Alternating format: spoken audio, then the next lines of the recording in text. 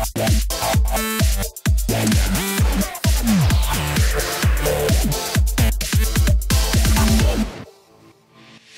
going on, guys? My name is Garrett, better known as Red Robin, here in the Jobless Gamers channel. Today, guys, we're talking about the patch 1.07. That is the title update to Grand Theft Auto 5, and these are the patch notes. Now, we're going to be going over everything that I have found that has been fixed, added, or changed in this last patch, so let's jump into it. With one of the first things that have been added and changed, one of my favorite things that they did was they allowed players to now be able to run in garages and apartments. That's a huge upgrade, a huge fix. I know a lot of people are excited for this fix, and I am one of them. They also made it possible for players to sell vehicles that they purchase from websites. That's a very cool addition as well. The reward for being a good sport has been increased from $1,000 to $2,000, which is a very minor, I guess, bump up in money, but hey, money's money. They also fixed an issue where characters' tattoos would disappear when entering cutscenes. So that's not really big of a huge issue, but it was a bug. Glad they fixed it. They corrected an issue where players could make their vehicles and passengers invisible, so you can no longer go invisible with the car glitch that I had posted a long time ago. Sticky bombs can no longer be thrown during the countdown for the starts of GTA races.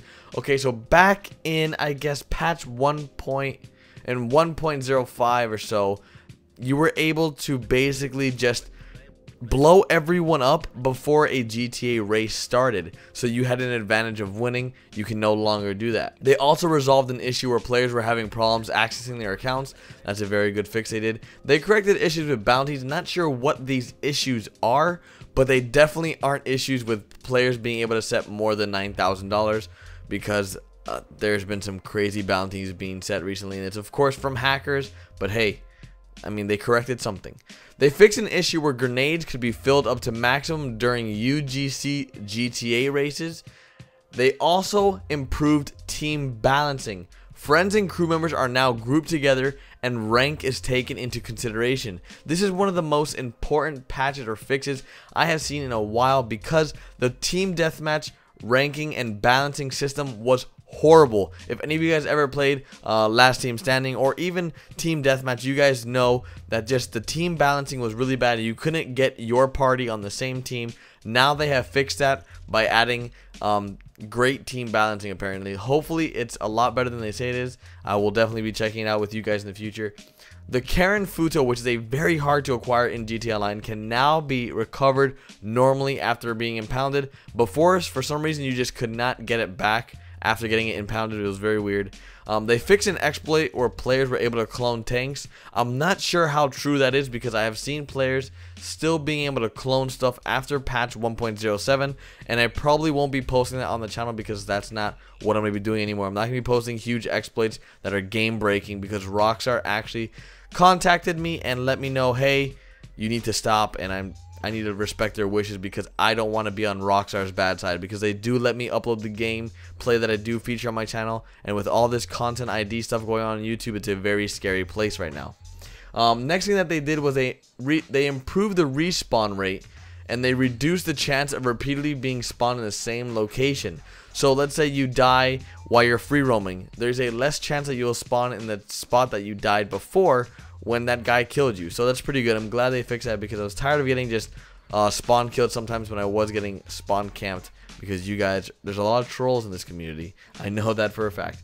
They also changed it where the cash rewards have been adjusted in races, death matches, and parachuting to allow increase in payouts. Now, I'm not sure what these payouts are for. Is it for higher ranks that you get? Maybe if you finish parachuting with more points, if you finish death matches at the top of the leaderboards, or finish races faster than normal. I'm not sure what these payouts or cash rewards are, because I know for team deathmatch, as an example, everyone gets the same amount of money nowadays.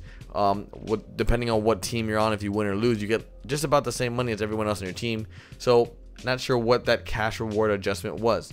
There's also now a 25% bonus of RP at the end of death matches, missions, LTS, survival, player kills, AI kills, and just overall missions when playing in free aim. So it gives the extra credit for completing actions with more skill. So if you're a skilled player that you love playing free aim missions, congratulations, you now get 25% bonus RP for doing deathmatches, missions, LTS survival, player kills, and AI kills when playing in these free aim lobbies. Now, if you guys don't know how to go to free aim lobbies, just go into your options and change that option that is there for either free aim, assisted aiming, or GTA original, I think it's called.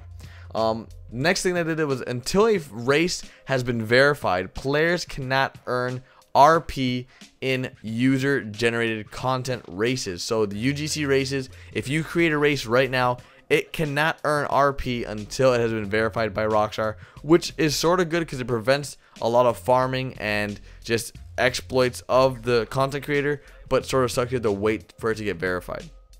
They reduce the chance of being noticed by the cops in stolen vehicles. So I've never really had this problem where I was noticed a lot when I stole a vehicle, or maybe I just don't steal vehicles often, but apparently they reduced it because it was too much.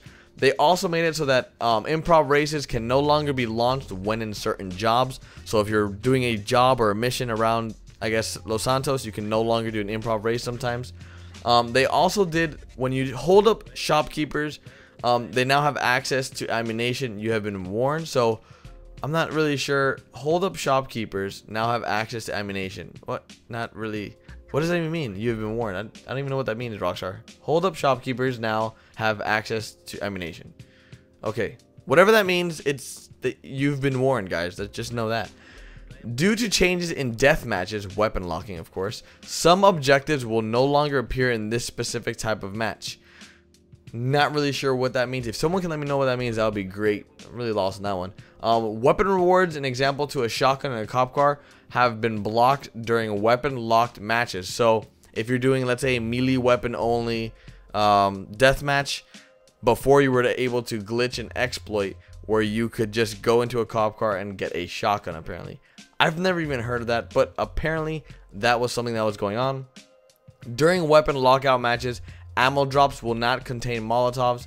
So that sort of is good, but do Molotovs still spawn when you call the ammo drop? I wonder if that's the case. I'll definitely try that out.